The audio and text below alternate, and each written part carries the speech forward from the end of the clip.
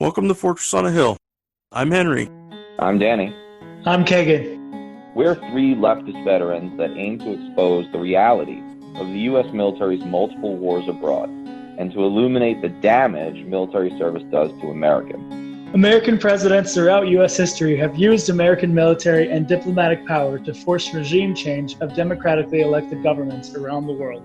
Most veterans come from families vested in prior service, and American generals choose their own, ensuring diversity of thought never interferes with American warmongering. How can we stand by and do nothing while our military kills and destroys lives the world over, while telling Americans that all this death and destruction protects them from terrorists when nothing could be more false? Fortress on a Hill aims to change that. Okay, welcome listeners to Fortress on a Hill.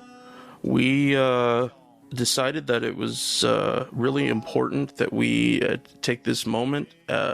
Oddly enough, that just a few hours ago, Joe Biden was sworn in as the 46th President of the United States. So we wanted to take today to talk about our predictions and possibilities for 2021. So we're going to take a John around the globe to a bunch of different regions, and we're going to pepper Danny, because we never do that. We never rely on Danny for his expertise.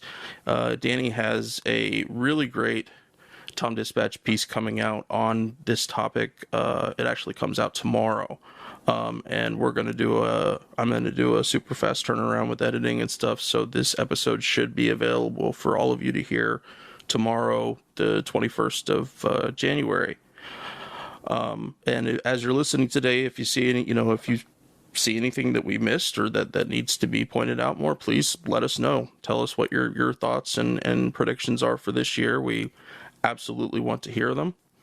Danny, do you want to take a minute and talk a little bit about your piece? Yeah, absolutely. So, Tom Dispatch is, of course, we've had Tom on, and we've actually had a number of different Tom Dispatch regulars on, like Bill Astori writes over there. Andrew Basefish, who we haven't had, but he writes over there, and Eric Edstrom has, but Rebecca Gordon, of course. When you do an article for Tom, I mean, it's a different kind of place. It gets like a pretty decent amount of syndication in the mid and upper mid media, including some worldwide stuff. And Tom is different also in that he likes long form pieces that are like 2,500 words. And he's kind of a brutal editor in like the old school fashion. But he also kind of helps pick a topic with you.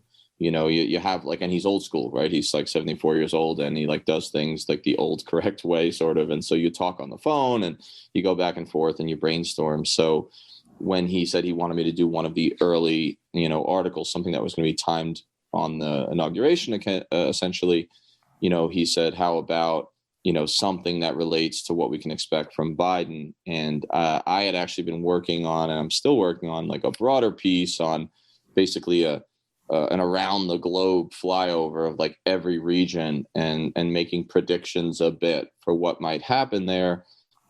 Because I've been right a lot recently, but that's disturbing. Like I'm not as vindicated by that as I want, like whether it was Nagorno-Karabakh or certain Biden picks. And now it seems my stuff on West Africa, I've been right a bunch, and don't worry, it won't hold. And if it does, we're going extinct as a species. So like root against me, guys. I'm like Pete Rose. I'm going to be like betting against my own team because that's best for everyone. But he said, okay, well, like, I don't know that I want you to do that specifically, but let's talk, what's Biden going to do in some key regions? And that's kind of what the piece does. It doesn't hit everywhere, but it hits the general highlights, mostly regional, and then just a little bit thematic. All right. So first up, we're going to go take a quick jaunt through the greater Middle East, talk about Afghanistan, Iraq, certainly Syria, and Yemen. For my part, I was making some notes this morning about pretty much all those places, but more specifically Yemen, Afghanistan, and Iraq. So right now in Afghanistan, Trump has us down to 2,500 troops. And there is a deal coming to remove all U.S. troops in the next few months that was signed. There's still about 18,000 contractors that are there for those 2,500 troops, although about 4,700 of those are local Afghans. And my guess, my thought about it is that the drawdown is going to probably get reversed, which is a shame, because it's certainly been one of Trump's better calls on the foreign policy stage to attempt to bring troops down there. It was even got so serious last summer that the Congress withheld funds specifically for Trump to not withdraw the troops, actually took the money away that could have potentially made that happen. So Danny, what do you think Biden will do with this, especially considering that there is an actual peace deal that has been agreed upon, and that there's an actual timetable for that deal? Yeah, Afghanistan specifically, I'm of two minds about, and I'll get that in a second. I think that a good general prediction that I've been saying for a while in a bunch of places is that I don't think that we're going to see Biden do Iraq war, whatever it would be by this point, 3 or 4.0. I don't think we're going to see like a big invasion followed by catastrophic sectarian civil war set off by our own troops, at least proxies, maybe. I think mainly because there's no political will for it, and Biden, if nothing else, has shown himself to be the type that is malleable and kind of shifts with the prevailing political winds, which we've talked about when we talked about his general foreign policy. But also, I think I like to believe he kind of has learned something, from the Bush years of like the post 9/11 era. So I think in general, we're going to see is like a lot of the same, like a very low intensity war as abstraction. This will be across the greater Middle East and Africa. This general use of proxies, contractors, drones, commando raids, and like security force assistance, like that's how we're going to fight the war. It'll be low intensity for America, not always low intensity for its victims and its second and third order consequences. Now, Afghanistan is I'm very much of two minds about it, because Biden was basically the best in the senior levels of the Obama administration when he was vice president on Afghanistan. I've mentioned before that it's in Richard Holbrooke's, death diary, that they had a conversation where Biden like snapped at him and is like, it won't work. Like, we're not gonna be able to transform this society. I'm not sending my son 10,000 miles around the world to go back there. Of course, he hadn't been in Afghanistan, he'd been in Iraq, but, back to these wars, back to the war in Afghanistan specifically to, fight for women's rights. It won't work. It won't work, he said. And he was a critic of it. And in general, he's been more of the, hey, let's do counter-terror rather than counterinsurgency, lower impact on America. That being said, everything that we're hearing from like the Jake Sullivans, his incoming national security advisor of the world, everything that's in their past record, and everything that we have seen in Biden's record, which is like a classic hedging. I think that's what I said at the end of the piece was like, when it comes to Afghanistan, because Trump didn't pull enough troops out faintly fast enough, thereby making the withdrawal maybe irreversible, expect a trademark Biden hedge here. And I think that that's true in a lot of places, but it's particularly true in Afghanistan. So a lot of the statements from Jake Sullivan stuff is like, we won't have any more combat troops or American troops in combat or in harm's way, but not the statement of everyone will be gone by X date. I don't think we'll see any of that. There could be a reversal. It could jump from 2,500 back to 4,000 or something like that. We could even see like a mini surge of like logistics, special forces, and air power if the Taliban starts to gain ground. My last point on this that worries me, two last points. One, the Democratic Party. I'm afraid of the Democratic Party more than I'm specifically afraid of Joe Biden on this issue, because I really do think that he was almost like a consensus collection of like smoke-filled rooms, like backroom insiders in the DNC. Like, and I don't know, presidents have a lot of unilateral power, but he's going to feel pressure from his own party.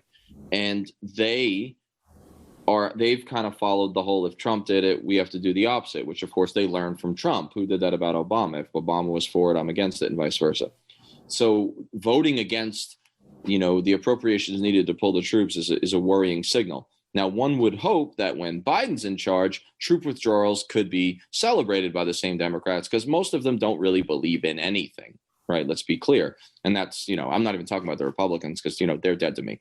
But this is, I think, especially after, only 10 of them voted for impeachment or whatever in the House. But I that worries me. And then the final bit is there are interested parties at think tanks funded by the war industry, at places like West Point's Combating Terrorism Center, at other, kind of defense analyst organizations like RAND.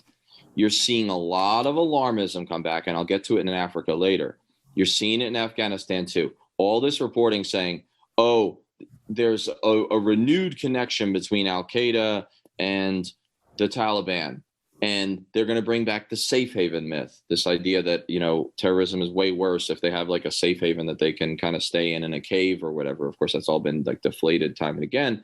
But I'm afraid that he'll be susceptible to that kind of logic, and will be afraid that if he pulls everybody out and then something does go wrong and there is an attack or whatever in America, or if something obscene happens, like some sort of mass beheading of like alleged adulterous women in a stadium again in Afghanistan, that he'll be criticized as cutting and running. So that's why I expect a hedge. And it worries me because, if Biden doesn't pull them out during his tenure, we are actually, and realistically, this could happen, staring down the barrel of 24 years of Afghan war. I mean, that's beyond absurd. So let's move on to Iraq for a minute. We are about just over a year from the most recent major demonstrations in Iraq. Also, just right around a year from the assassination of Qasem Soleimani, which was a big blow to our connections, not only with Iran but with Iraq.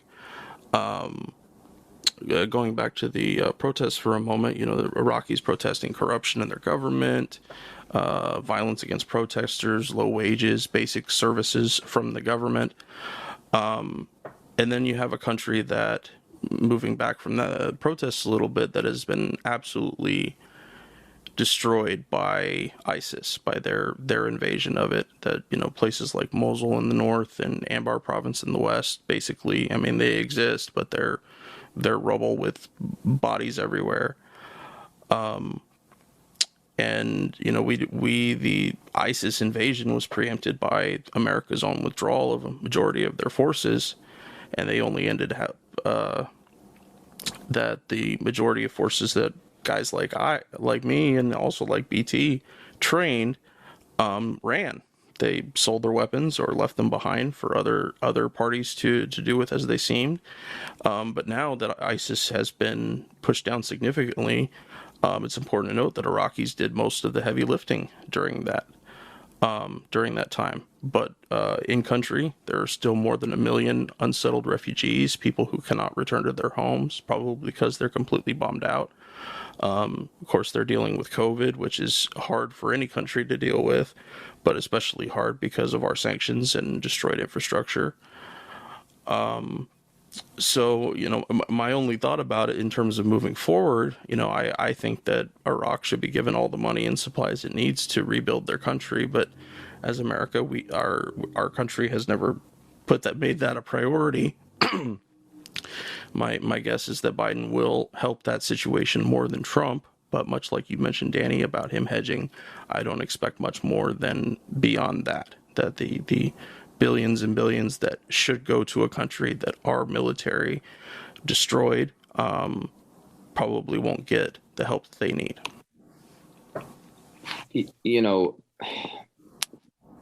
When the Iraq Veterans Against the War were founded, in 2004, I was talking to Kelly Doherty recently, who was one of the co-founders, and one of their original platforms was not just like troops home, but reparations for the Iraqi people.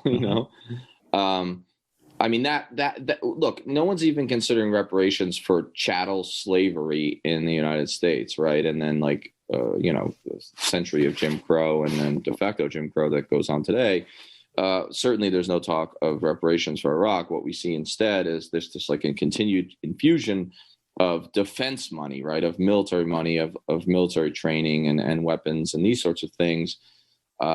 My take on Iraq, what worries me about Iraq is Iraq matters because humans live there and because it's an important country. But from an American strategic perspective and what concerns me in terms of the decisions that are being made, okay, and I don't mean sound obtuse, I will say this. Iraq doesn't matter that much any longer, except insofar as it worsens, it only stands to worsen our relations with Iran and the possibility of a war there. What you have in Iraq is American soldiers who literally do not know what they're doing there. Right? Could an American soldier really explain what their purpose is in Iraq? Right? They say it's like Syria. They say it originally, well, we're here to fight ISIS as part of the ISIS coalition. But if you actually listen to what the generals and the analysts and the national security officials on the civilian side say, it's always the same thing. It's like, no, we're actually here to balance Russia and Iran in Syria and Iran in Iraq.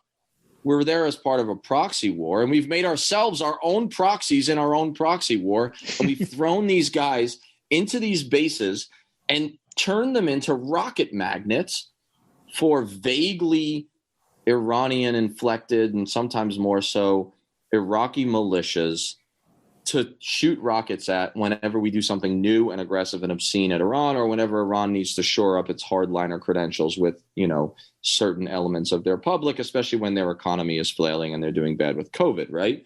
And so they're magnets, they're rocket magnets. And the problem is the toughness dilemma, the Democrats' dilemma of toughness. They must always, they feel, seem extra tough because they're afraid the Republicans will swift vote them. And I say this all the time, right? John Kerry, when they swift voted and tried to say he was like a coward and he wasn't a good soldier, even though he was like highly decorated as a Navy swift vote captain. So, but they're going to swift vote you anyway, the Republicans, but they're so afraid of it that we like hedge and we always tack right. And they always move the goalposts. The Republicans do. So I'm afraid that if Americans die under Biden's watch in Iraq in one of these, barrages of missiles, like if an unlucky hit hits an unlucky soldier who chose the unlucky porta potty, and it's funny, but it's not, because it really happens, as we know, that Biden will feel obliged to respond to Iran. So, I cannot see a situation where,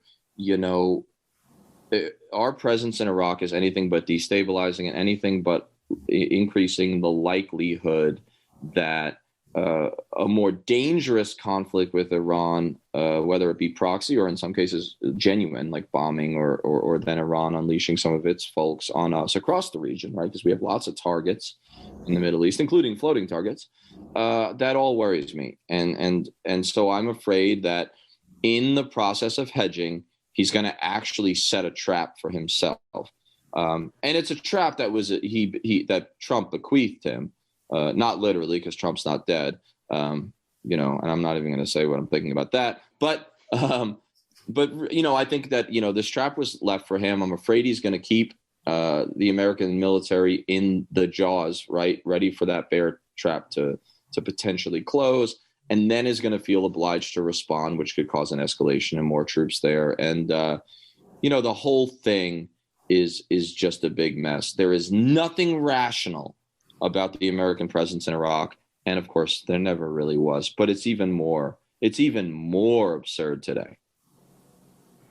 Right. I think about that a lot, about like, I have to think that there are people who get that, right? That are in positions and they understand, like, hey, us being there leads to the potential of escalation, which only makes things worse. And there has to be some people in some of the apparatus who are willing to push back against that.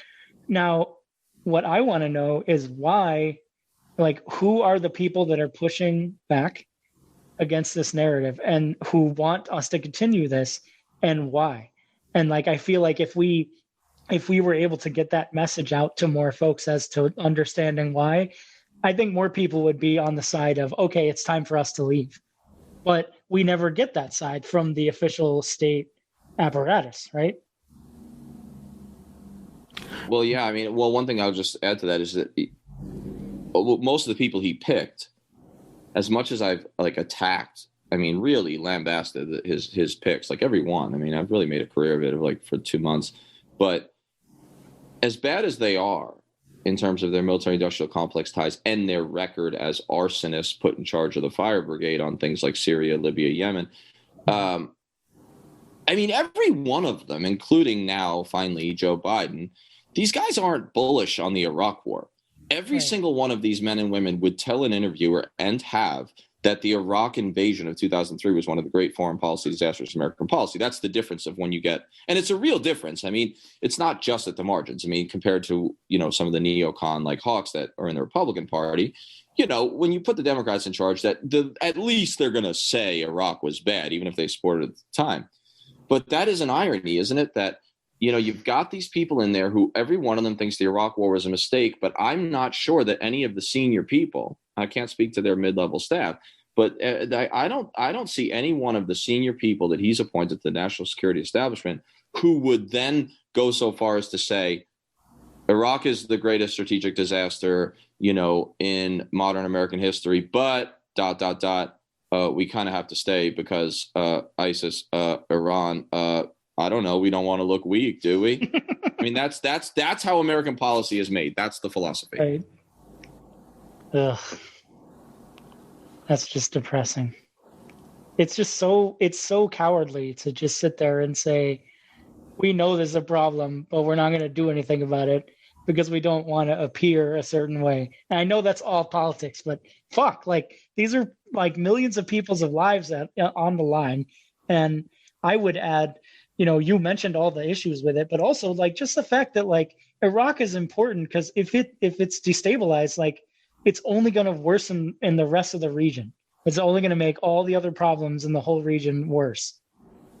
And if we do nothing or we keep going along this weird path of like exiting American military presence and pushing the contractor, pushing the JSOC, pushing the more, proxy forces, like it's just going to lead us to have less and less ability to do anything about it concretely.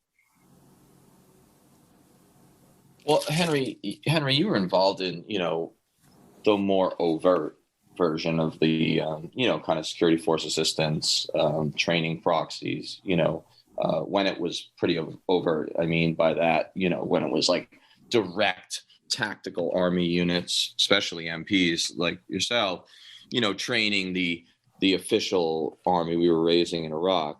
How did that experience, I guess, influence the way you think about whether or not, training, advising, and assisting foreign forces constitutes, combat or an intervention? Because you'll see, I think what you're going to see when it comes to Iraq and lots of other things is you'll see the Biden administration re-inject the quibbling language of the Obama years, where everyone was arguing the semantics of what constitutes a boot on the ground and what constitutes a combat soldier, which, like, I love language and therefore I like to look to it.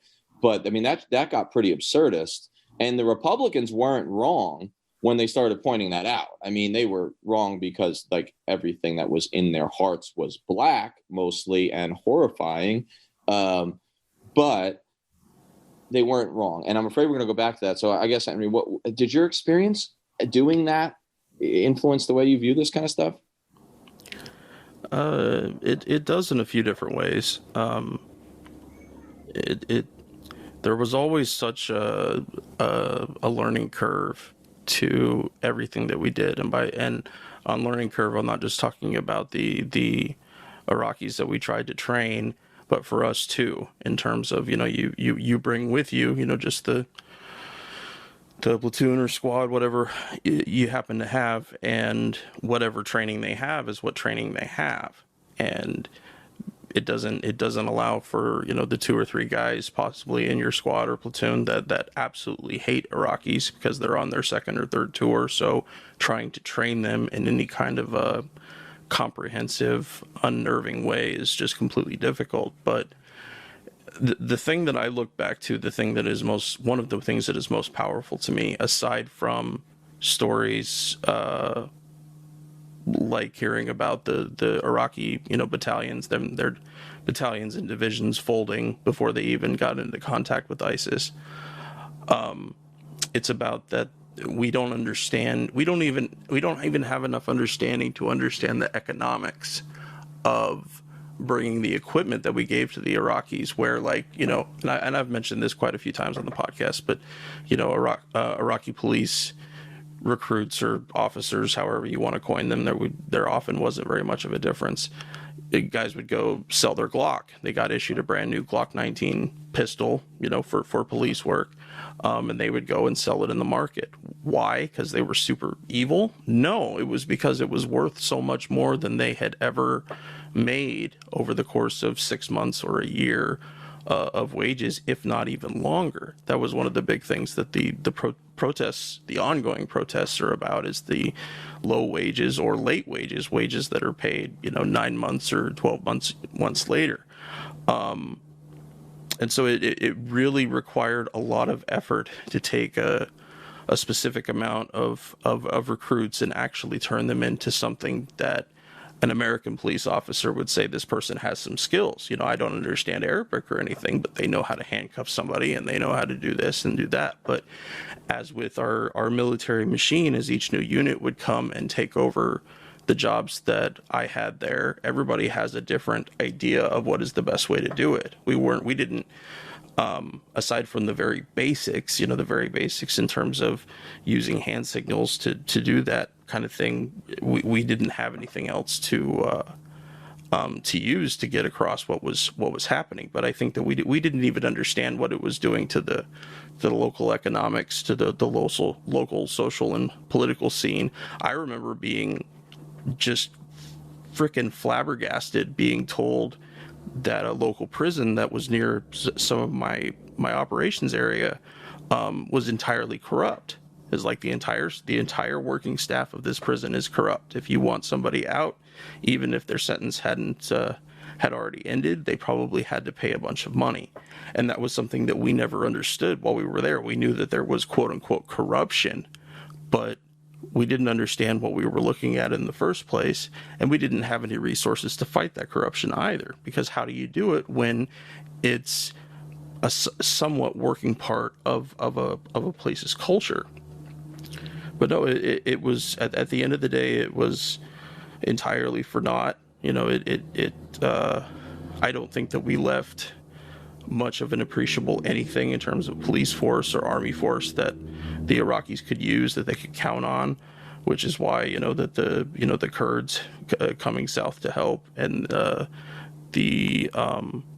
the fact that they actually expelled ISIS. I mean, ISIS isn't completely gone, but the fact that the Iraqis themselves did it mostly without American support, aside from some air support, I think that's an impressive and huge thing. But it's out of survival. It's not because we did anything, we left anything there that was going to help the Iraqis in a major way.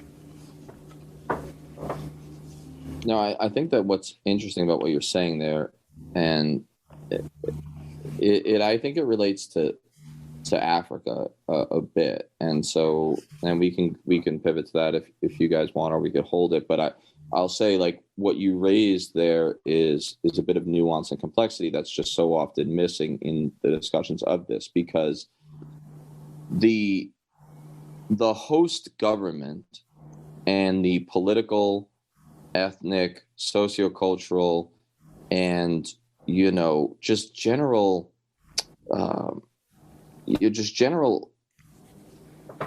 value and legitimacy of the host government and its military matters a whole lot in a security force assistance mission. And so, you know, I've been writing, for example, about Africa again recently, because you know how I do.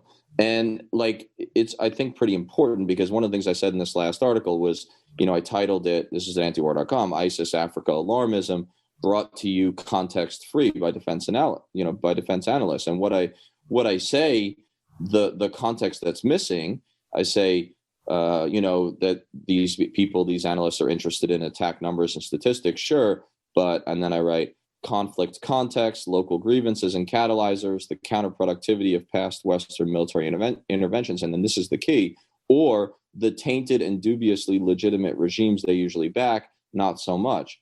And so, the Iraqi military, did do the lion's share of the fighting and put itself together, but they, of course, did fall apart when ISIS first comes through. But before that, and you probably remember this, I mean, units that we worked with and that we were, advising and definitely partnering. That was the big term back then, right? Put an Iraqi between you and the problem. I was like, that's so patronizing. I don't even know what to do with it, but okay. And it was a great buzzword, but what was interesting about it was they were torturing prisoners. My colonel sent a special patrol to seize the prisoners that we had earlier in the day handed over to the Iraqi National Police to save them from the torture that we got a tip that they were undergoing, and they were. And so it's just like we throw military solutions, and we throw things like advising and assisting and training and arming at these problems as though as though they're solves, right? They're solutions in and of themselves. We pay very little attention to the host government. So you get the Maliki regime. One of the reasons that they fall apart in Mosul is Maliki had removed some of the most competent generals and officers and replaced them with, political partisan loyalists from his own faction of the Shia faction, right? The faction within the faction. And then these were political generals, and they had ghost soldiers on their rolls and all this, and corrupt. And I don't know, it just seems like we miss all of that. So when they throw a bunch of drone, contractor, commandos, advise and assist, special operators, they just throw it at the wall and see what sticks. And it's all done like in absence of context and without understanding that the well is poisoned from the start if you're doing it with corrupt proxies. And that just always just jumps out at me. And Africa, of course, is like the key element where I think we're seeing some of this. Yeah.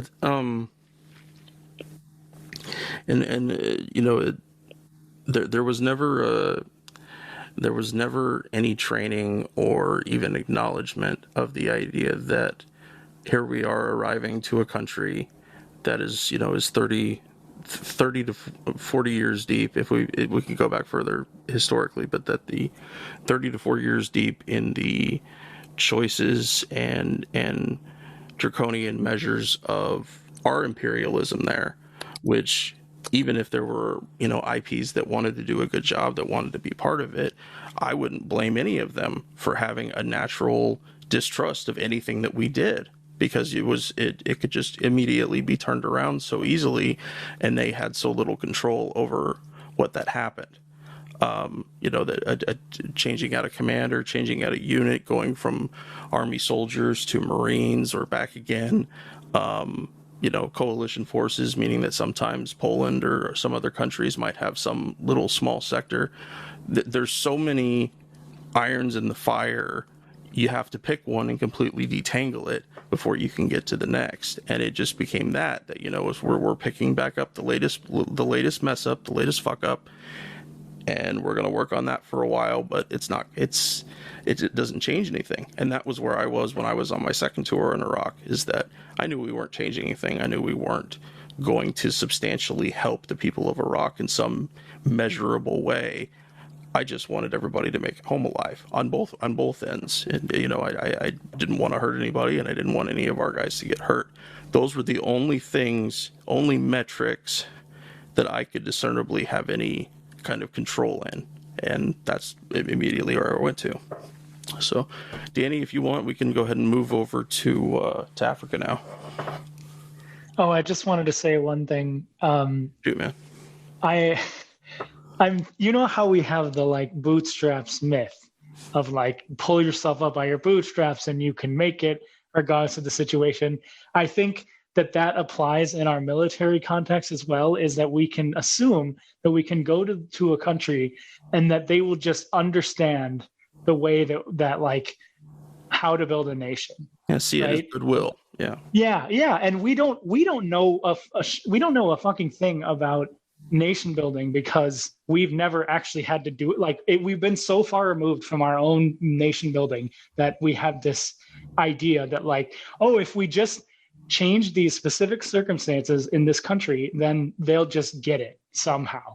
And like that is clearly not the case. Just like you said, like if we're not leading with the diplomatic arm of, hey, what do you need?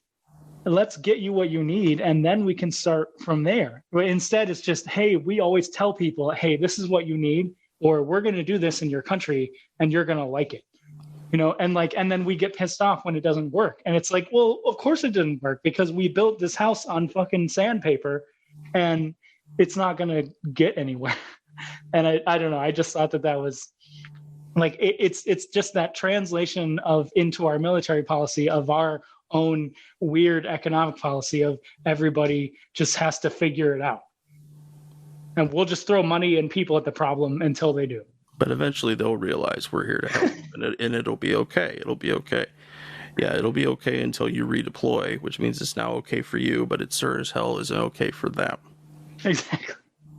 It's just it's nonsensical. It's not really strategic thinking, and it has nothing to do with actually helping the people in the places that we send people to die. But yeah, let's move on to Africa. So I didn't make any specific notes about Africa stuff. How do you guys want to do that part? I mean, I just wanted to bring up the fact that, like you did hint at, Danny, the fact that there's a kind of similar situation. It's always again of like, we're not asking people what they need or what they want help with. We're just telling people, hey, look, we're going to do this in your country. And we might make some concessions with our agreements with them, but really it's about imposing our will. And so I am concerned about, you know, what are the different ways that you think this is going to play out in Africa? And on top of the fact that China, with the Belt and Road Initiative, is making real headway in Africa, and like how are our interests going to really conflict? Yeah, so there's so much to say there. I'm glad you brought up the China element. So, okay. When I did the overview and covered the Africa section, the highlights that I wanted to hit, you know, I've done a few articles recently on it, and there's so many deep directions, you know, that I could get lost in. But, you know, Africa worries me with the Biden administration for the same reason it worried me and it escalated so intensely for the Obama administration. And that is because a few reasons. One, it figures pretty prominently in the minds of certain people at the Pentagon, certain people in the Capitol, and definitely in a lot of these like defense analysis expert and also influential think tanks, because specifically for interventionist hawks, particularly like the liberal internationalist, liberal interventionist types, Africa as a continent, as I write, has been both like a petri dish, a proving ground, and kind of this like paradigm. In other words, it's a petri dish for the problems that they think they can solve, like you know, ungoverned spaces and you know, climate change and poverty and, you know, all these ethnic like issues and, you know, potential genocides. And oh my God, now like Sam Power is coming back into power, and like she's going to be in charge of what, USAID? Like, Jesus, she's going to have like genocide watchers everywhere. Like she's going to arm her USAID people with rifles. And the thing is, it's not that genocide is not a real thing and that some of her academic work wasn't important, but the idea that intervention by the West is always the answer, especially when there's such a propensity to exaggerate and raise alarm about what's actually a genocide, right? But nevertheless, they see this as kind of, you know, so it's a petri dish for the problems, but it's a proving ground for the paradigm of the liberal polite interventionist, which is that you can use this abstraction, this low intensity tech savvy war of like drones, special operators, advisors, local proxies, and then clandestine intelligence missions. You can use this to win wars and to like move policy and kind of, change the facts on the ground. Now, it's failed time and again. It failed for 8 Obama years, and it failed even more mightily in many cases in 4 Trump years. However, they still believe it. So that's the first thing that bothers me. The second thing that worries me about Biden coming in is that the very things that he's most likely to be persuaded by, they all exist in Africa. So the first one is the stuff that I wrote about in antiwar.com this week, 2 days ago, which is that there's a lot of alarm raising coming from West Point, coming even from UK defense analysts, organizations and defense studies departments in their, military funded, otherwise, masquerading as academia locales. Of course, in this case, it's defense, spelled with a C because it's England. So it's more sophisticated. But nevertheless, you're seeing a lot of AFRICOM alarmism, like ISIS related, like, oh, ISIS is on the rise in Africa. And I deflate that pretty horribly and effectively, at least in the anti-war column. But it's something that I think he'll be susceptible to, this idea that, hey, ISIS is on the rise and ISIS is synonymous with evil. And so we might have to escalate a little bit, but it's great because it's Africa. So AFRICOM doesn't even have a lot of soldiers. They don't have a lot of resources. They're like 1,500 like permanently assigned people, in uniform. So, hey, we'll test this theory a little more. But the really troubling one is what you brought up, which is China, Russia, because in the 2018 National Security Strategy, GPC, great power competition, right? Great buzzword, great acronym, has been made the primary threat, right? The primary strategy and focus of the U.S. military. Of course, that's ridiculous, and it inflates those threats, and it ends up being aggressive and counterproductive. But nevertheless, it's going to stick around, and especially with like all of the Russia, Putin, proxy, and sort of like stooge stuff about Trump that was thrown around. The Democrats have made everything about Russia for so long, and they're both trying to out-hawk each other, the Democrats and Republicans, on China, and the fact that there's just enough of a kernel of truth to the fact that there's particularly Chinese influence, mostly economic, but there is one military base in Djibouti and I think another one coming, which is nothing compared to our, host of bases that have been exploding across Africa. But there's just enough truth that I'm afraid, and AFRICOM is savvy too, but they're PowerPoint savvy. They're really good at finding captains who write vaguely well, not for the earth, but for the military, to write these new strategies. And so what they've done to align and nest, right, all those like terms from the military to, align their priorities with the broader national security statement, they've made their primary number one listed line of effort GPC, right, great power competition. And they're going to point to particularly the Horn of Africa, because that's where China's one base is. And I'm afraid that we'll get pulled in there. And as for my predictions bit and how I've been a bit prescient recently, wouldn't you know that there was literally a headline, and I reposted on Twitter after someone else tagged me in it, that Emmanuel Macron of France, since their war in West Africa is falling apart, right? 5 French soldiers, KIA, in the first 5 days of, the new year. And then maybe they hit it with another wedding, which is such a war on terror cliche, guys. If you're going to massacre civilians, just don't do a wedding. What about a christening? Why haven't we hit any christenings with our drones? You know what I mean? But I mean, I'm being wildly flippant dark here.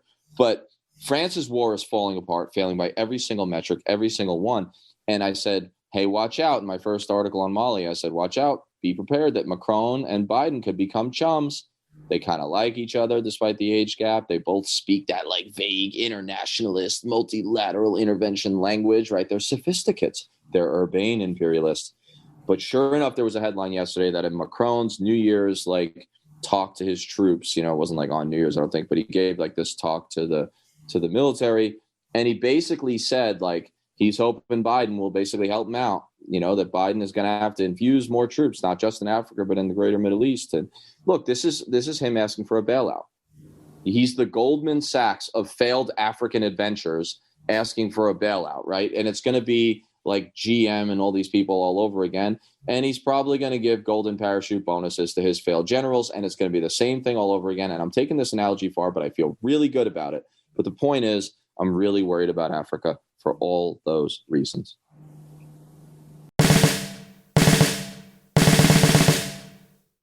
The guys and I love doing the podcast.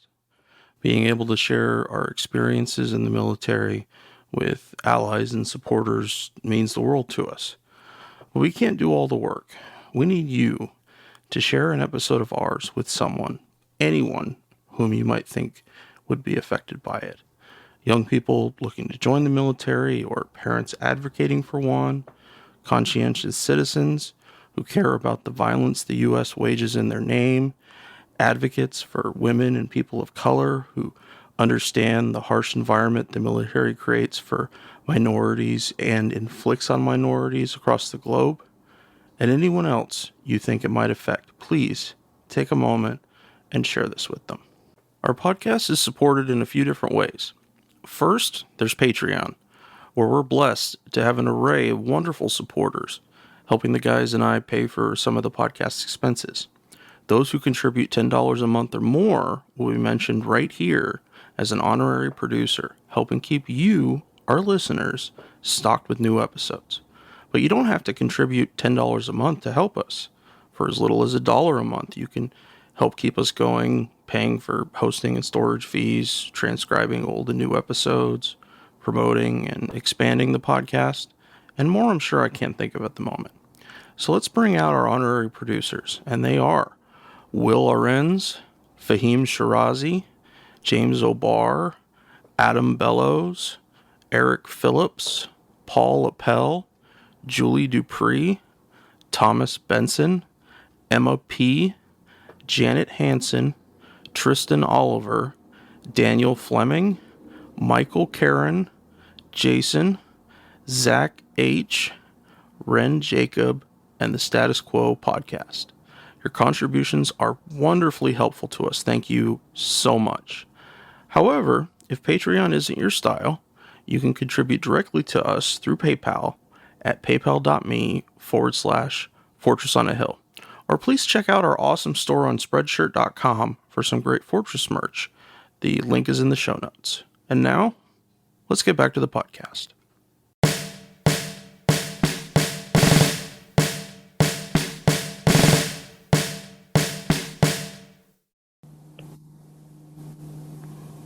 Do you think there's a way that we can push the? Well, I'm hoping that there are people in the State Department who are finally okay, we need to stop being the military, the diplomatic arm of the DoD, and start actually doing our fucking jobs. And I hope that means that there will be people who will then try to listen to what the countries in Africa want and what they need. And then maybe we can temper at least somewhat our footprint militarily with some actual diplomatic help. So I don't know, but I don't see that happening. No, and here's the thing. I think that there are FAOs, foreign area officers, who they kind of work with.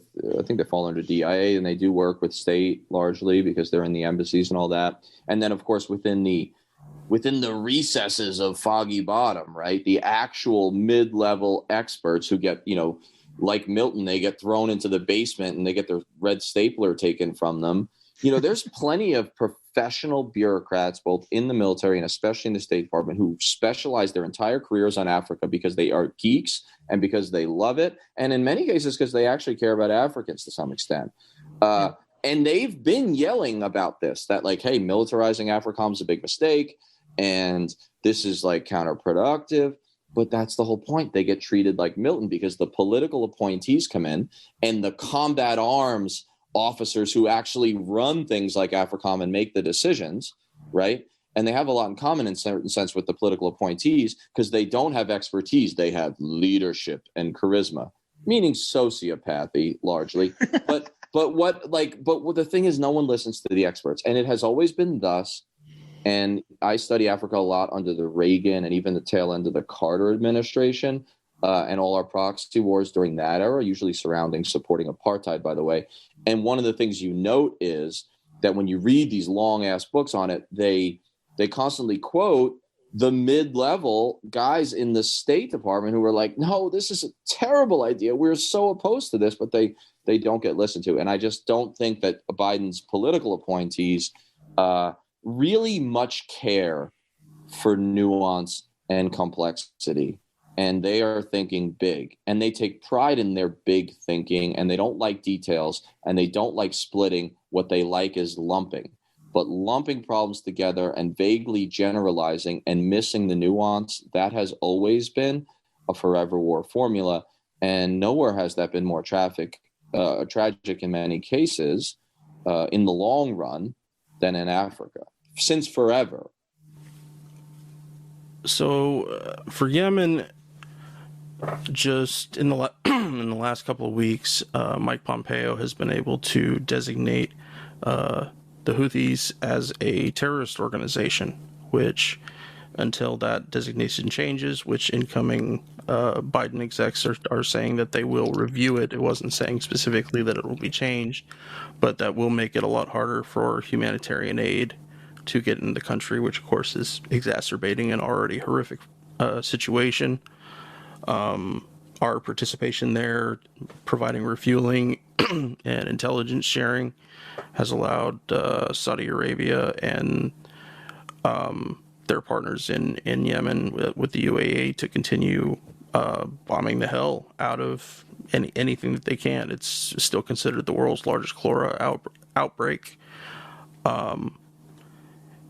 And you know, my big thought about it is that, you know, why is this horribly awful humanitarian disaster, separate from the war part of it, not being dealt with on a bigger level? So I would hope and pray that Biden does a lot. I don't know that he will do a lot, but certainly they will probably have to do something, because the situation just has become that unhinged, that untenable on a humanitarian level. What do you think about that, Danny? Well, first of all, I mean, the Trump decision to, you know, label the Houthis like, you know, the terrorists, you know, it also is really about Iran, you know? Yeah. I mean, in many ways, Yemen, in Iraq, we've put ourselves in the role of proxies. And don't get me wrong, like, we also create death and destruction for Iraqis as a function of that. But, you know, in Yemen is the great crime of, in many cases, of the second half of the war on terror. And because its ramifications on victims have been so very overt and so very fast and so very quickly overt and so very quickly just been horrifying and specifically focused on civilians, I can't help but wonder if in the end it will be Yemen that is the stain, the ultimate primary stain on our entire generation of Americans. I mean, and it ought to be, by the way. It'll be competing with Iraq in the Civil War. But I mean, Yemen is another one of those places, just like I mentioned in Africa, where there is a substitution of vague generalities and strategic buzzwording and alarmist threats for nuance and complexity. I mean, there are some really smart people that Biden has appointed to top positions in terms of just their raw intelligence. Jake Sullivan is a brilliant guy, and he's probably one of the brightest of the bunch in terms of like what he knows, because he is a reader and he is a geek, you know. And I think that part of it, by the way, I have an obsession with him, as you know, he is my blind spot.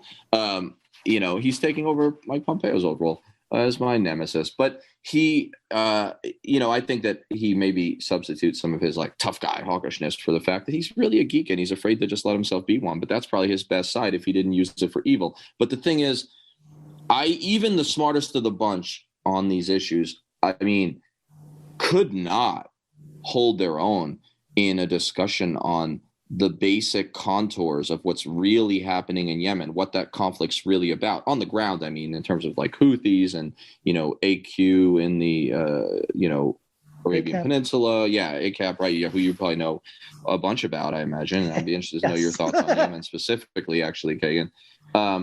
they don't understand this conflict. They can't explain it particularly well. And I mean, Jake Sullivan could probably make everyone else look stupid who doesn't know anything about Yemen. But I could name 10 people who could make him look very stupid on this issue. And of course, and this is the Biden bunch that's brighter than your average bears. But what gets missed in that lumping, in that vague generalities, is that the reality is the Houthis have never been all that tied to Iran, for example. And that the Houthis have never, despite yelling down with America and all those things, some of that is sloganeering because that was driven largely by America's obscene role in the greater Middle East and negative effects on the Shia peoples therein, and was really heightened when their children started getting bombed and starved to death inside the blockade. That could have only happened if America greenlighted and then supported it directly. And so that is a very different thing indeed than an actual intent to attack the homeland of the United States. And it certainly isn't, if that did exist, believe that we caused it. If a Houthi, in fact, ever comes to the United States and blows something up or takes a shot at someone, it will be because of us in a very direct way. Look, most of these Houthis, most of that region in particular of Yemen, they didn't give the United States a whole ton of thought until certainly 9/11. So, and definitely more so since the Obama green light of the war in 2015. So that's my general thought on it. But Kagan, I bet you have some interesting stuff and thoughts on Yemen in particular.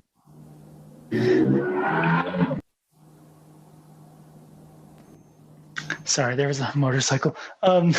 Yes, yeah. Like, I think the big thing, like, I think the thing that is hard for people to understand is the fact that Yemen was two countries until pretty recently. So there is a vast difference between the people in the north and the people in the south. And where the Houthis are, like, they are, first and foremost, they are nationalists or like tribalists. They want their region of Yemen to be autonomous because the Yemeni government that came after their civil war was absolutely shitty and did nothing but try to exploit them. And so, of course, they were pissed off.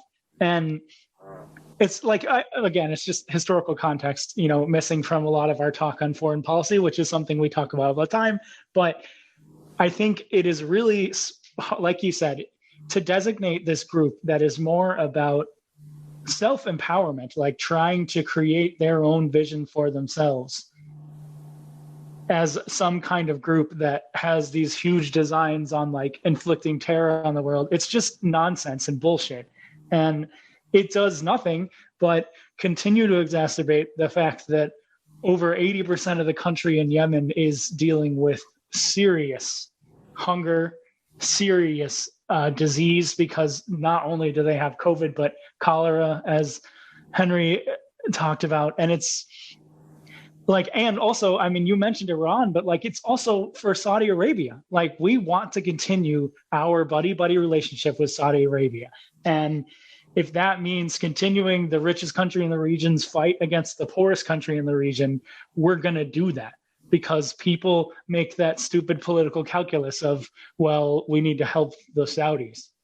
And it just pisses me off. Like, more examples of people not getting a voice because they don't have money and resources, so we don't listen to them.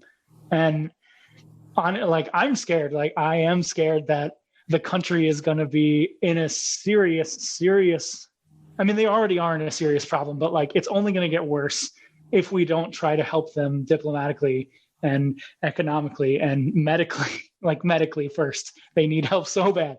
And yeah, I'm concerned. Like, they're sure ACAP has issues, but they also are in a specific group. They are more in the south of Yemen, and maybe that's where we should be focusing more.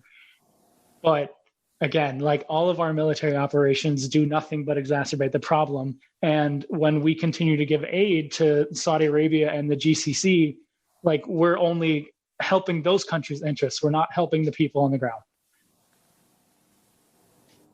Yeah, there's no way to talk about Yemen, of course, without talking about Saudi Arabia. And people look at Yemen through the lens mistakenly of Iran and Saudi Arabia as like big Cold War in the Persian Gulf and all that, which is often a hot war. But of course, Saudi Arabia has been attempting to and somewhat successfully dominating Yemen and invading and trying to lean on Yemen for the longest time. I mean, this is a very old thing, and the Saudis and the Egyptians fought a proxy and somewhat literal war there during the end of the Nasser, presidency in Egypt. So we're talking like after Suez, there was this big like intra-Arab proxy war between the more like national Arab nationalist, Marxist, vaguely socialist inflected Soviet bloc folks, and then like the U.S. backed theocrats in many cases and different kind of autocrats. And so this has been playing out for a long time. Iran wasn't as involved in that at the time, except insofar that they would actually be on the American side, because this was the time of the Shah, when he was another one of our fun, dictatresses of the world that, John Quincy Adams otherwise mentioned in a different setting. So look, this is an old story, and I just don't think that there are even 5 above lower level, above mid-level bureaucrats who could speak to any of that history in depth, and thereby, because they're not even interested in knowing it, certainly can't craft any sort of rational policy surrounding it. I mean, it's just such an important point. So what are we going to see in Yemen? I don't know, maybe some minor curtailed arms sales to the Gulf states, maybe a little less overt U.S. support. And I guess that's better. Maybe the Houthis will even come off the list. But is there going to be a paradigm shift? Is America going to do the ethically required thing, the decent thing, and shut that war down through threatening the Saudis with total expulsion from the Western Bloc? And I just don't know what we really have to lose in that formula. In fact, if we did do it, what a great way to pitch normalization of relations with a much more important country, Iran. I mean, it's ridiculous that we would have to even think this way. That's like very much the nuclear option, and pun almost intended. But I just think this is really important. No, yeah, I totally agree. And think about how much that would go towards restoring our goodwill in the world. If we are saying, hey, we are not supporting, in fact, we are making the moves to end this and help the people. Imagine how much better the world would think of us if we were to just completely reverse course. There are so many opportunities for the United States to show humility and decency and turn on a dime. And I would love to, I'm sure that I would just give in and take the bribes in the military industrial complex and be a monster like all the rest of them. I mean, I have a price. It's just too high. And no one's offered it yet. I mean, I don't have any real ethics.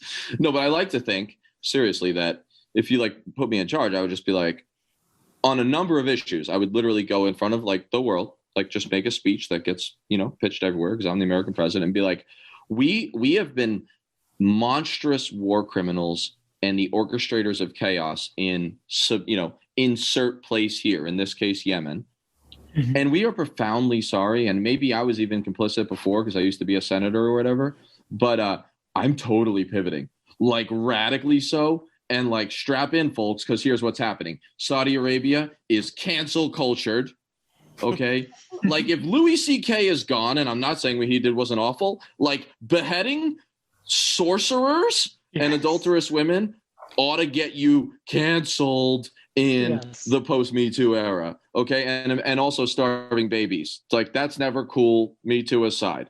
And so there are so many places where hey, they're done. They're done. They don't ever get an arm for us again until they do the following 15 things, which they can't do, or their regime collapses because it's built on the theocracy and the dictatorship and the oil well. So that's that. But there's so many opportunities for that. No one even thinks about it. And you might notice that was not in my predictions for the Biden team.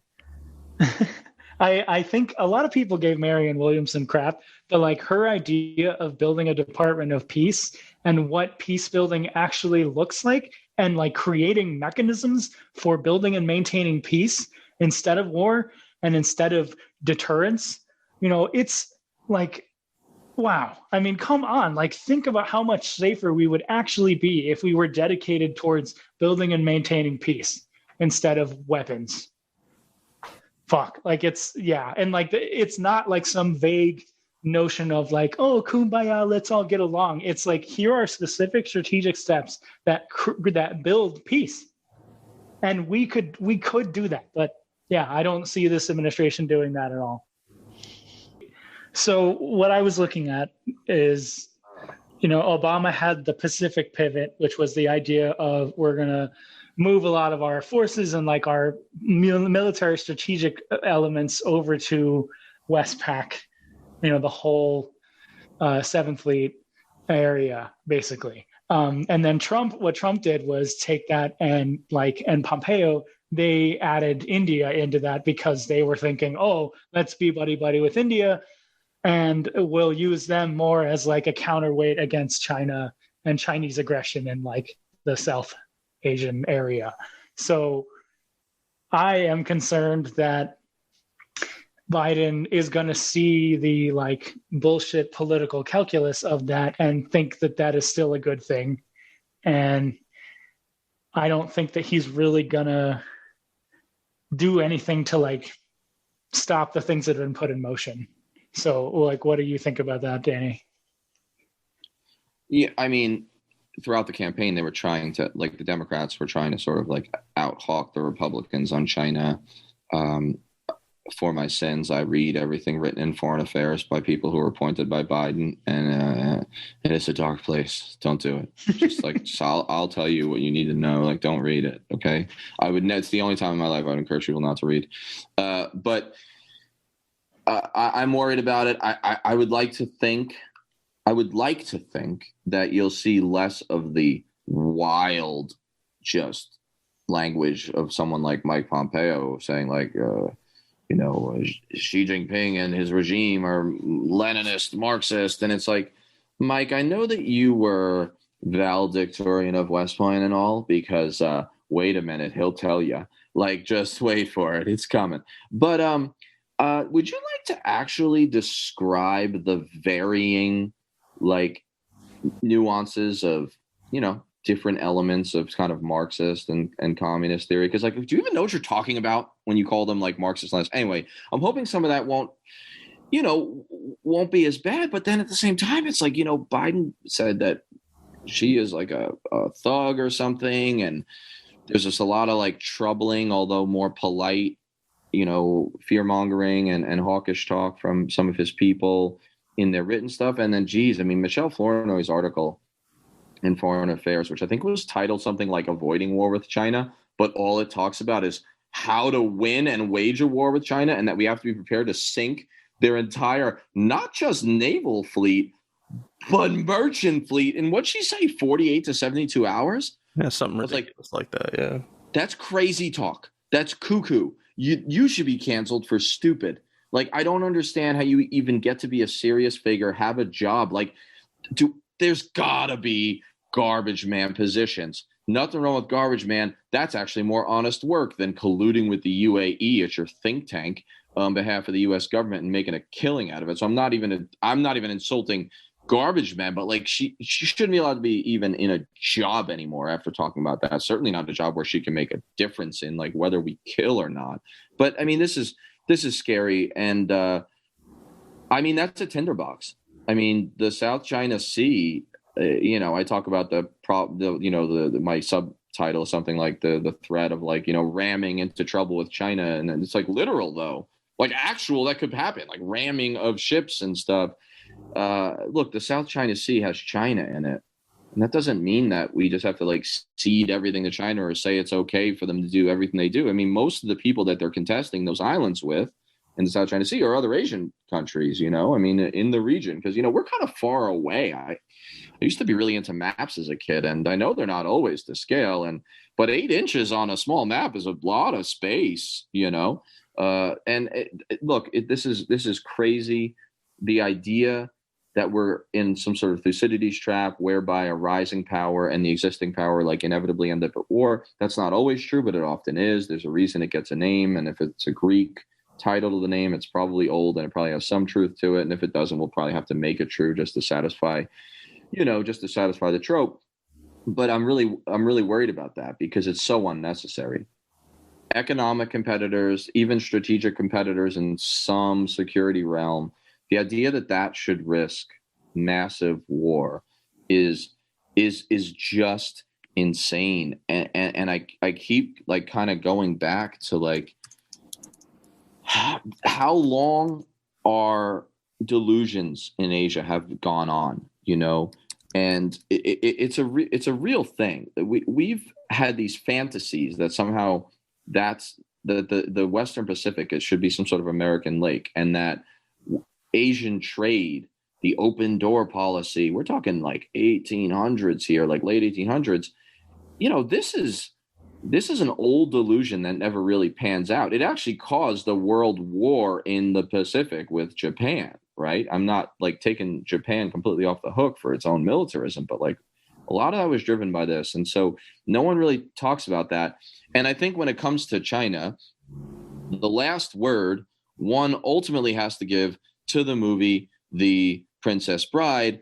And so I'd recommend that, Joe Biden, and look, some of the hipsters on his staff who we all know ironically like cult classic 80 movies, go back and watch The Princess Bride. I believe it's 1987, where they're sitting there talking as they have their like intellectual duel over who drinks the poison, and I forget his name, but the guy says to the main character, he says, you're a fool. You fell victim to one of the classic blunders, the most famous of which is never get involved in a land war in Asia, and like that should be the final word. So listen, for all you cult classic late 30s, early 40s somethings who really like bars in Brooklyn where you can talk about, whatever your new appointed job is in the cool administration or the think tank that you got and who you met within the Obama administration, just watch that movie and let's avoid a land war in Asia. And Michelle, I don't even know if you watch movies or if like robots are allowed to, but if you do, you should consider it too. And sea wars,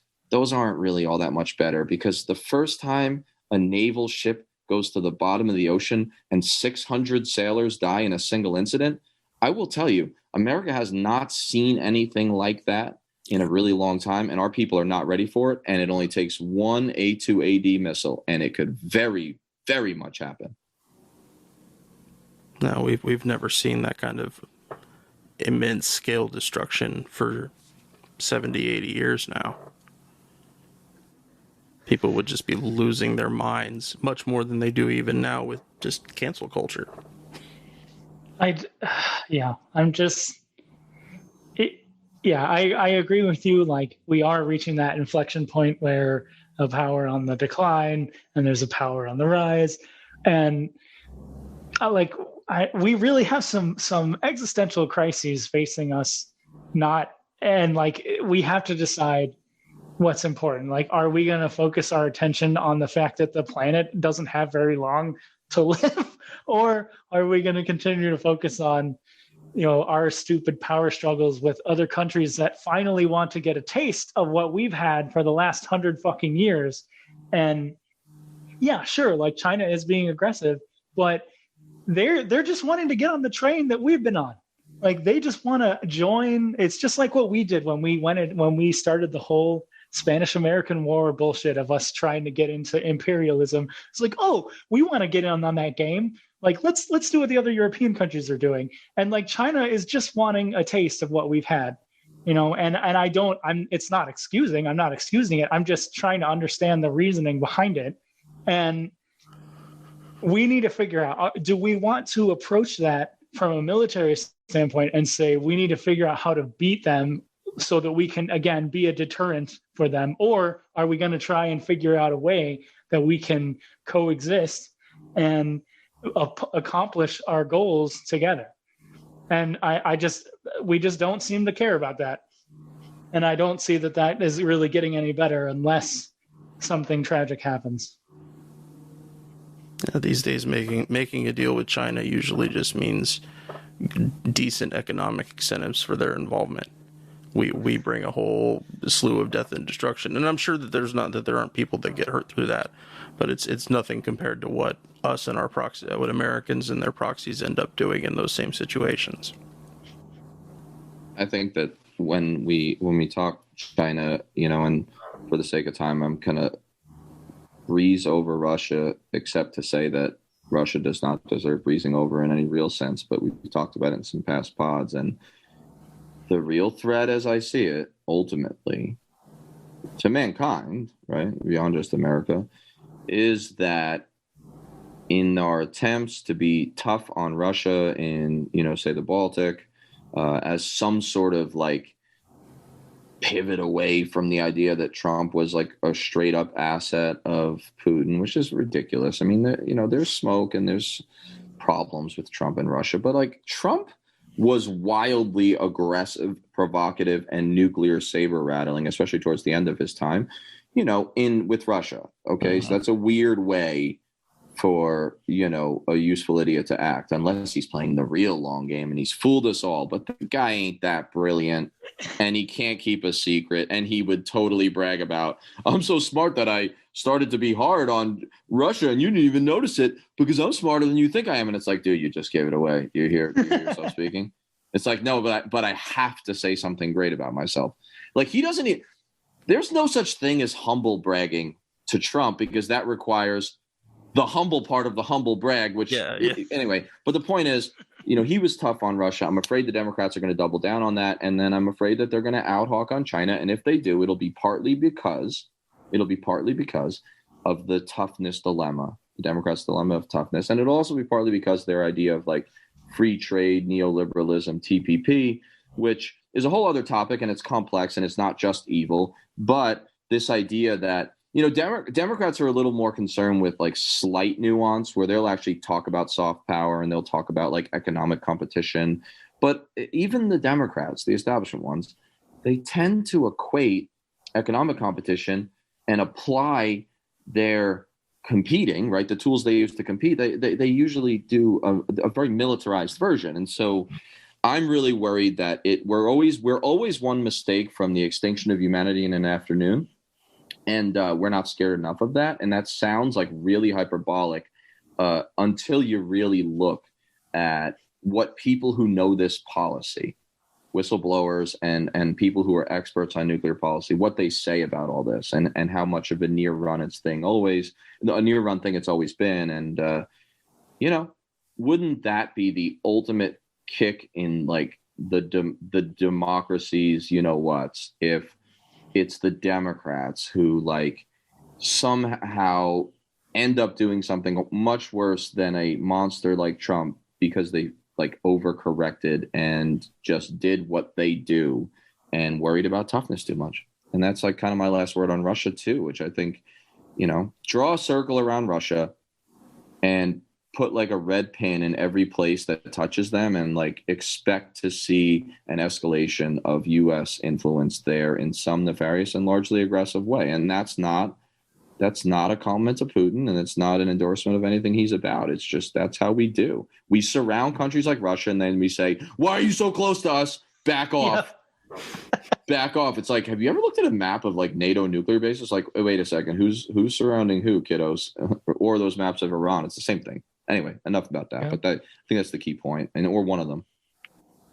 Well, what do you think that we can do as regular people to like try to put, like, if we're saying that the things that we care about are diplomacy, like if we're gonna say that we want some kind of intervention, that it has to be specific and short term and abbreviated and to the point, then like I feel like there has to be a way for regular folks to be pushing for that. Like, because if we don't as regular people take a stand against this and say more militarism is the last thing we need X, Y, and Z. Like, I think that we know that the powers that be and the people who are invested in this are going to keep doing that, and they're going to keep pushing the reasons why. And so we need to have a collective like voice and a collective point to refute that with. And what do you think that is? You know, street activism and grassroots stuff is sometimes poo-pooed when it comes to its ability to influence foreign policy. Right. And there's more than a kernel of truth in that. I mean, the U.S. government rarely is particularly responsive to its citizenry on foreign policy issues, especially. They don't really have to be. Much of the policy has always and is especially now made unilaterally in the White House or certainly in the executive branch. But there are examples, and that's not always the case, right? So there's been some interesting like academic work done and you know, policy and history work done on like the nuclear freeze movement, right? And we're talking particularly in like the late 70s or early 80s. I mean, look, anytime you get Simon and Garfunkel to reunite after like a tragic and heartbreaking 7-year breakup of the greatest duo of Queens, New York boys to get together and make a folk sound that makes everyone's life better just because it exists. And you get them to reunite for a concert for the nuclear freeze movement in like 1980, and it becomes a live album that changes a kid in Staten Island's life. I don't know who. When that happens, that's something big. And I'm purposely fooling around, but there's been a lot of work showing that, look, there was a pretty mass movement and it was global. It wasn't just American, you know, calling out the hair trigger nuclear situation between the Soviet Union, particularly, and the United States. And it really did pick up steam in like the late Brezhnev era. So like late 70s. And look, that's not the thing, right? There's very rarely singular solutions or singular explanations. That's probably not the thing that gets Reagan to think a little more sensibly when Gorbachev comes to power and start to make some really solid moves. But it had an effect, and it had an effect on the Democratic Party also. I mean, it did have an effect on the way some of the, you know, congressional representatives and even some of the senators thought about all this. And what worries me today is the casual, offhanded way Americans don't even speak as much as they ought to about things like nuclear warfare, and then, you know, even conventional warfare against a major power. Like, we're not scared enough of it. I don't know tactically, movement-wise, because I'm not great at solutions and strategizing in that world. Like, I'm new to it, and I'm learning more than I'm prescribing. But I do think that somehow, some way, the citizenry needs to be more scared. I hate to say that, but scared about the right things instead of the drummed-up fears that we're told to be scared of. You know, it's more likely that dropping a couch on your own head is going to kill you than a foreign-born terrorist, but we're scared to death of foreign-born terrorists, you know? And, but there are things we should be scared of that we're not scared enough about. And then I hope that's not the only reason people do it. I hope it's all like decency and strategy and intellectual stuff and just general ethics. But we need the people to get involved because it has had effects before. And Biden is responsive, sort of, to pressure politically, and the Democrats will do like America, like Winston Churchill said about America. The Democrats will do the right thing every time after they've exhausted all the other options, basically, after they've done all the wrong things first. And so, but when they're pressured, when they have no other choice, and I just hope that we can see grassroots citizen involvement on this issue, Russia-China, but on every issue, because I do not believe that Biden and his unilaterally picked and sometimes not even requiring Senate sanction appointees. I mean, they're not going to shift any paradigms or transform anything unless they're pressured to do so. And that's going to have to come from the people. We're on Twitter at Fortress on a Hill and also at Facebook.com at Fortress on a Hill. You can find our main blog page and our full collection of episodes at www.fortressonahill.com. iTunes, Stitcher, Google Podcasts, Patreon, Spotify. You name it, almost anywhere you listen, we're already waiting for you. And hey, we're always in the market for more Patreon supporters. Please consider becoming a patron at patreon.com. And if you're not into giving us a monthly payment, think about giving us a couple bucks on PayPal. The link is in the show notes. Skepticism is one's best armor. Never forget it. We'll see you next time. And listen to my song. I hope you'll pay attention I will not